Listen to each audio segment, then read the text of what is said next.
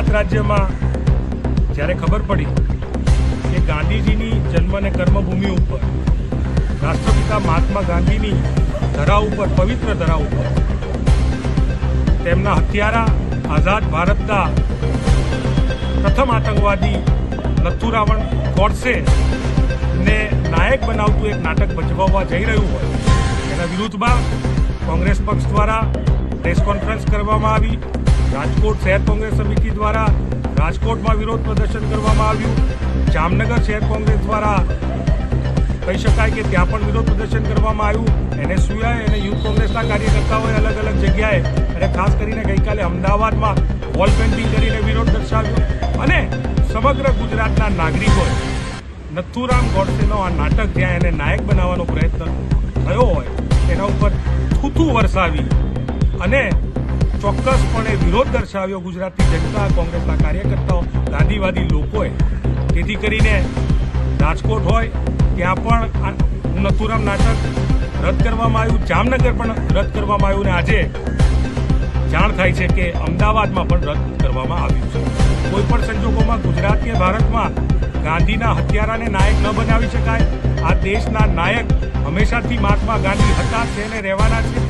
મહાત્મા ગાંધી આ દેશની ધરોહર છે, વારસો છે, તેને ભૂલાવવાનો પ્રયાસ થશે. જ્યારે પણ થશે આ પ્રકારના નાટકથી અથવા તો અલગ અલગ માધ્યમથી કોંગ્રેસના કાર્યકર્તા, દેશના નાગરિક તરીકે અને આ દેશને પ્રેમ કરીએ છીએ, ગાંધીમાં માનીએ છીએ, દરેક વખતે અમે વિરોધ કરતા રહીશું. આવનારા સમયમાં પણ સરકાર ધ્યાન રાખે કે તાત્કાલિક આ પ્રકારના નાટકોની મંજૂરી રદ કરે અને આ પ્રકારના નાટકોને ક્યાંય પણ ભજવવા ના દે. જ્યાં આ દેશદ્રોહી વ્યક્તિ જેમાં નાયક બનાવવાનો પ્રયત્ન થતો હોય તેને દેશભક્ત લોકો 100% જાકારો આપવાનો છે અને ગુજરાતની જનતાએ, રાજકોટ અને જામનગર અને અમદાવાદની જનતાએ કરી બતાવ્યું.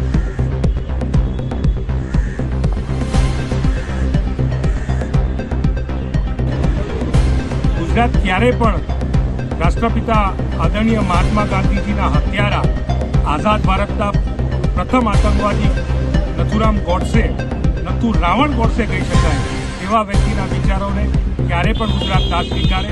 અને એટલા માટે જ રાજકોટ હોય, જામનગર હોય કે અમદાવાદ હોય, આ પ્રકારના શો જ્યાં ગોડસેને નાયક બનાવવાનો પ્રયાસ થતો હોય તેને ગુજરાતની જનતા જાકારો આપે એ સ્પષ્ટ જ હોય. ત્યારે આજે ફરી સ્પષ્ટતા થઈ છે. ગુજરાતના લોકો અને ભારતના લોકોએ નક્કી કરી લીધું છે કે આ દેશમાં ગોડસે વિચાર માટે ક્યાંય જગ્યા નથી અને ક્યારેય નહીં.